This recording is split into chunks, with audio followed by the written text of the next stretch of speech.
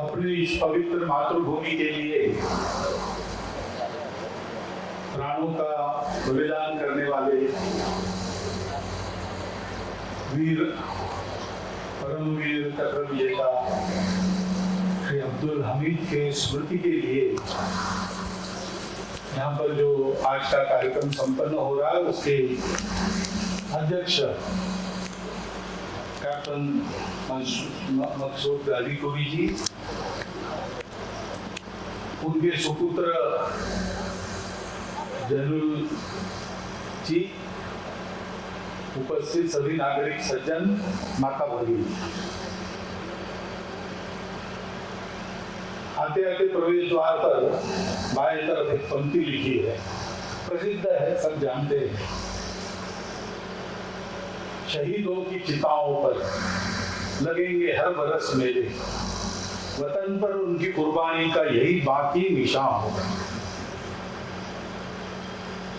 वास्तव में शहीद अमर हो जाते हैं कैसे? उनका अपना बलिदान एक अपने आप में एक बहुत महान कृति है। अपने यहाँ पर अपने देश में परंपरा से इसे मानते हैं कि जीवन जीना है तो उपभोग के लिए नहीं जीना है, मजे करने के लिए नहीं जीना है। जीवन जीकर उसके अनुभव के आधार पर इस सृष्टि को बनाने वाले से मिलना है, भगवान से मिलना है। ये बहुत कठिन तपश्चर्या है, लेकिन कौन उसमें सफल होते हैं? तो अपने यहाँ ऐसे कहा गया, द्वाविमौ पुरुषौ लोके सूर्यमंडल भेदनो। ये जो दिखने वाला संस्कार है उसका भेद करके उसके परे जा सकते हैं। ऐसे दो प्रकार के लोग होते हैं, एक है परिव्राट योग युक्तश्च, दूसरा है रणेचा विमुखे हता। एक वो होता है कि जो योगी बनकर और सतत सक्रिय रहता है आत्म साधना में और लोक सेवा में, और दूसरा है रण में सत्य के लिए, न्याय के लिए पराक्रम पूर्वक सीने पर घाव झेलकर वहां पर अपनी आत्माहुति देने वाला। तो अपनी मातृभूमि के लिए ये जो पराक्रम उन्होंने किया कच्छ के रण में, उसके कारण अपने आप ही वो इस उत्तम गति के अधिकारी हो गए। परंतु उनकी स्मृति सतत जागृत रखना, उस स्मृति को अपने मन में जागृत रखते हुए अपने जीवन को भी इसी प्रकार स्वार्थ को छोड़कर राष्ट्र के लिए लगाना। ये जितने दिन हम शुरू रखते हैं, जितने साल शुरू रखते हैं, जितने युगों तक चलाते हैं, उतने युगों तक शहीद अमर होते हैं। क्योंकि मनुष्य के जीवन की कल्पना यही है। एक तो वो मनुष्य है, आदमी है। आदमी और जानवर में क्या फर्क है? अब बायोलॉजी के, जूलॉजी के या मेडिकल साइंस के विद्यार्थियों को या उसको जानने वालों को कहेंगे तो कहेंगे कोई फर्क नहीं है। अपने आप एक श्लोक में कहा है, आहार निद्रा भय मैथुनंच सामान्य में पशुभिर नराणाम। पशु और नर, इनमें भोजन करना, आराम करना, अपना प्रजा परिवार बढ़ाना और सब प्रकार के खतरों से बचना, इसलिए थोड़ा सा मन में भय रखकर जीना, ये सामान्य प्रवृत्ति है, मनुष्य की अलग नहीं है इससे। परंतु मनुष्य पशुओं से अलग इसलिए है कि उसके मन में संवेदना होती है। पशु घास खाता है तो अकेला खाता है। घास खाते समय उसका पेट जब तक नहीं भरता तब तक उस घास को दूसरे को मुंह लगाने नहीं देता है, और उसका खाना हो गया तो उसको छोड़ के चला जाता है। फिर उस घास का क्या हुआ उसको कोई चिंता नहीं, कल के लिए गट्ठर बांध के घर नहीं ले जाता, और दूसरा कोई खाए तो भी परवाह नहीं करता। अपनी भूख मिट गई, काम हो गया। लेकिन मनुष्य ऐसा नहीं है। मनुष्य अकेले नहीं खाता, उसको अपने परिवार के खाने की चिंता रहती है। खुद भूखा रखकर भी परिवार वालों को खिलाता है। खुद पढ़ना छोड़कर अपने छोटे भाइयों को पढ़ाता है। और इतना ही नहीं, तो खाने को बैठा है और सामने कोई मांगने वाला आ गया तो फिर वो अकेला नहीं खा सकता। वो मांगने वाला है, उसको देगा, विदा कर देगा, फिर खाएगा, अथवा नहीं तो उसको भगाएगा फिर खाएगा, उसकी ओर पीट करके खाएगा। लेकिन वो सामने है तो ये खाना नहीं खा सकता, क्योंकि भूखे आदमी को देखकर उसके दर्द की अनुभूति कुछ मात्रा में खाने वाले को भी होती है, क्योंकि वो मनुष्य। और इसके चलते मनुष्य संबंध बनाता है। वो स्वयं है, वो अपने लोगों को बनाता है। एक ही माता पिता के जाए अपने भाई मानता है, विवाह करता है तब पराये घर की लड़की घर में आता है, उसके रिश्तेदार हो जाते हैं। गांव में रहता है तो गांव वालों से उसके संबंध बनते, अपना गांव हो जाता है। मनुष्य का विकास इसी तरह होता है। विकास यानी केवल ऊपर की बातें अच्छी बनी तो उसको विकास, मनुष्य का विकास नहीं कहते। प्रत्येक व्यक्ति की, प्रत्येक जीव की जो प्रवृत्ति है वैसा उसने होना, ये विकास है। अब सर्कस में शेर और बकरी एक थाली में खाना खाते हैं और बंदर फुटबॉल खेलते हैं, हाथी साइकिल चलाता है। हम पैसा देकर टिकट खरीद कर देखने जाते हैं, लेकिन उसको विकास नहीं कहते। उन पशुओं का विकास ऐसा नहीं है, वो तमाशा है। शेर और बकरी ये एक थाली में खाना का विकास नहीं है। बकरी का विकास अपने वाड़े में है और शेर का विकास अपने जंगल में है। हाथी साइकिल चलाए, ये उसका विकास नहीं है। हाथी बड़े बड़े पेड़ों को सूंड में लपेट कर उखाड़ ले, ये उसका विकास। ऐसे ही मनुष्य का विकास पशुओं के जैसा केवल अपनी चिंता करना इसमें नहीं है। अपने आदत, जितने ज्यादा लोगों की चिंता कोई करता है उतना वो बड़ा है। केवल अपनी चिंता करने वाले को कोई अच्छा नहीं कहता। भला आदमी कम से कम उसको कहते जो अपने परिवार की चिंता करता है। अच्छा लड़का है, उसने अपने परिवार को ठीक से बनाया, ठीक से रखा, ऐसा कहते। और ऐसा परिवार अगर गांव के काम आने वाला परिवार हो तो फिर कहते हैं कि ये बड़ा अच्छा गांव का है, एक साथ वाला परिवार है, इनके कारण गांव की बड़ी इज्जत है। और वो गांव अगर अपने देश में अच्छे लोगों को देकर देश की उन्नति में सहायक होता है तो कहते हैं कि ये गांव देश की उन्नति में सहायक है, ये अच्छा गांव है। ऐसे और गांव होंगे। एक मुझे मालूम है, महाराष्ट्र में दापोली नाम का एक गांव है, कोकण इलाके। उस एक ही गांव से 4 बड़े लोग निकले। डॉक्टर बाबा साहब आम्बेडकर भी उसी से निकले, जिनको भारत रत्न मिला है। 4 भारत रत्न एक ही गांव ने दिए। उस गांव का नाम है, उस गांव को लोग अच्छा मानते हैं। तो आप जितने अधिक लोगों के काम आएंगे उतने आप अच्छे आदमी हो। और ऐसा अगर कोई महात्मा बन जाए, सारी दुनिया उसकी अपनी है, उसके लिए कोई पराया नहीं, कोई दुश्मन नहीं। वो सबकी चिंता करता है, सबकी सेवा करता है। और भगवान की भक्ति में मस्त रहता है, तो उसके सामने तो बड़े बड़े नेता लोग भी साष्टांग नमस्कार डालते। उसके पास एक पैसा नहीं रहता, फटे चिथड़े पहनता है, कहीं चुनाव में खड़ा रहता नहीं, जीतता नहीं, कुछ नहीं होता है, परंतु इन सब क्षेत्रों के बड़े बड़े लोग भी उसके सामने नमस्कार करते हैं अपने आप। फकीरी में ही अमीरी मानते हैं, क्योंकि ये ऐसा व्यक्ति सबको अपना मानता है, सबकी सेवा करता है, अपने लिए कुछ नहीं करता, जो कुछ करता है सबके लिए करता है।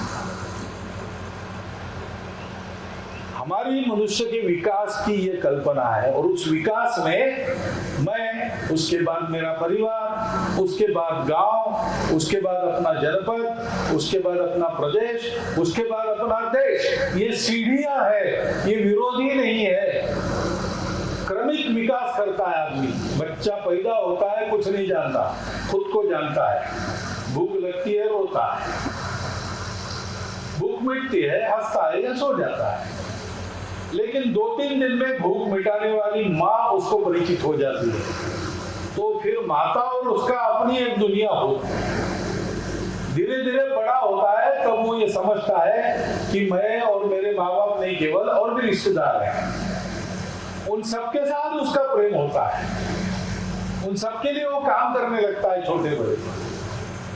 ऐसा करते करते समझदार बनता है, तो गांव में अपने परिवार को कैसे रहना चाहिए, रखना चाहिए, वो समझता है। और गांव जब अच्छा होता है तो वो अपनी दायित्व समझकर अपने जनपद में योगदान देता है, अपने गांव में बुरे प्रभावों को आने नहीं देता है। ऐसे क्रमशः अपने यहाँ मनुष्य का विकास विश्व तक होता है, सृष्टि तक होता है। इसको मनुष्यता का विकास माना है। और परमवीर अब्दुल हमीद जैसे वीर लोग हमारे सामने ये विकास कैसे करना उसके उदाहरण है। एकाएक तो होता नहीं। अपने जवान सीमा पर लड़ते हैं, तो लड़ाई में गोली आ गई, लग गई, इसलिए वगैरह ऐसा नहीं होता है। उन गोलियों के सामने 2 ही विकल्प रहते हैं। गोलियों के सामने जो आदमी खड़ा है उसके 2 विकल्प रहते हैं। वो चाहे तो भाग सकता है, लेकिन वो भागता नहीं है। वो कहता है कि मुझे सीमा के रक्षण का दायित्व दिया। इतनी सारी गोलियां चल रही, पता नहीं किसी गोली पर मेरा नाम भी लिखा होगा, लेकिन मुझे भागना नहीं है, प्राण देकर भी रक्षा करनी है। क्यों? क्योंकि ये भूमि मेरी मातृभूमि है। इस भूमि में रहने वाले, इस मातृभूमि के सब लोग मेरे अपने भाई है। मैं उनके लिए जीता हूं, मरना है तो उनके लिए मरूंगा, अपने लिए जीऊंगा नहीं, केवल अपने लिए मरूंगा नहीं। ये मन बना होता है सैनिक का। भारतीय सेना की ये बात है, अन्यत्र क्या है मुझे पता नहीं, लेकिन भारत की सेना के सैनिक अपने वेतन के लिए नहीं लड़ते, वो अपने देश के लिए लड़ते। इसलिए उनका उदाहरण होता है हमारे सामने। प्राणों की परवाह किए बिना देश के लिए उन्होंने काम किया, देश के लिए जिए और देश के लिए बलिदान दिया। जीवन कैसा होना चाहिए, जीवन कैसा होना चाहिए, ये पढ़ तो हम सकते हैं ग्रंथों में, हम भाषणों में सुन सकते हैं जैसे आप अभी सुन रहे हैं, लेकिन इसके करने की हिम्मत तभी होती है जब कोई अपने जैसा ये हिम्मत करके दिखाए। ये हमारे सारे वीर जवान अपने जैसे ही गांव से गए हैं, ट्रेनिंग लिया है, सेना में है, लेकिन इस प्रसंग पर वो ये धैर्य दिखाते हैं, वो ये हिम्मत दिखाते हैं, वो ये साहस दिखाते हैं, वो ये समर्पण दिखाते हैं। उस परीक्षा की घड़ी में वो 100% मार्क्स लेकर उत्तीर्ण होते हैं, और इसलिए उनको उत्तम गति तो प्राप्त होती ही है, लेकिन वो हमारे लिए अनुकरणीय उदाहरण बनते हैं, और हम इसीलिए उनका स्मरण करते हैं। दुनिया में इतने लोग जीते, अपने देश में भी इतने सारे लोग जीते, लोग भी है, लेकिन अपने बच्चों को हम सबकी कहानियां नहीं बताते। अपने बच्चों को हम उनकी कहानियां बताते हैं जिन्होंने देश के लिए, समाज के लिए कुछ भला काम करने में अपनी जिंदगी खपा दी और अगर प्रसंग आया तो मृत्यु का भी वर्ण किया। ये एक बात है, वो हमको जोड़ती है सबको। हमारे देश में इतनी सारी भाषाएं हैं, लंबा चौड़ा देश है, बहुत प्राचीन परंपराएं, तो भाषाएं तो अनेक होनी ही है। हर एक आदमी का अपना अपना बुद्धि, अपना अपना दिमाग रहता है, अपनी अपनी सोच रहती है, तो पूजा, परंपरा, संप्रदाय, पंथ अनेक होने ही है। खान पान, रीति रिवाज भूगोल के अनुसार बदलते हैं, अन्न पानी उसके अनुसार बदलता है। ये सारी विविधताओं के होने के बावजूद अपना देश हजारों वर्षों से एक देश के नाते चल रहा है और हम एक राष्ट्र है, एक समाज है। इसके लक्षण मिलते हैं। जैसे कोई विदेश हमला करता है हमारे देश पर, चीन ने किया था, पाकिस्तान ने किया था, अभी भी खतरा तो बना है। तो क्या होता है, देश के सब लोग आपस में लड़ना भिड़ना छोड़ देते हैं और जब तक वो खतरा है तब तक एक बनकर खड़े रहे, क्योंकि मूल में ये एकता हमारी है। उसका आधार क्या है? हम सब लोग अपने देश से भक्ति करते, केवल प्रेम नहीं करते, हम भक्ति करते। हम उस समय ये नहीं सोचते कि देश ने हमको क्या दिया। देश ने कुछ नहीं दिया हो तो भी हमको देना ही देना है, क्योंकि हम सोचते हैं देश ने हमको ये नहीं दिया, वो नहीं दिया, लेकिन वास्तव में देश ने ही हमको सब कुछ दिया है। देश ने ही दिया है। ये हमारा शरीर बना है तो यहाँ के मिट्टी में उपजा हुआ अन्न खा के, यहाँ के नदियों का पानी पी के बना है। यहाँ की हवा से हम सांस भरते हैं, यहाँ की मिट्टी का जो खाते हैं उसी से अपना रक्त बना है। यहाँ की परंपरा के संस्कार हम सब लोगों पर है। इतनी विविधता होने के बाद भी, इतनी विविधता होने के बाद भी हम लोग एक बात मानते हैं कि भाई पराई महिला माता समान होती है। पराया धन अपने को नहीं चाहिए, अपनी मेहनत का हम खाएंगे, शॉर्टकट से अधिक ऐसा नहीं चाहेंगे।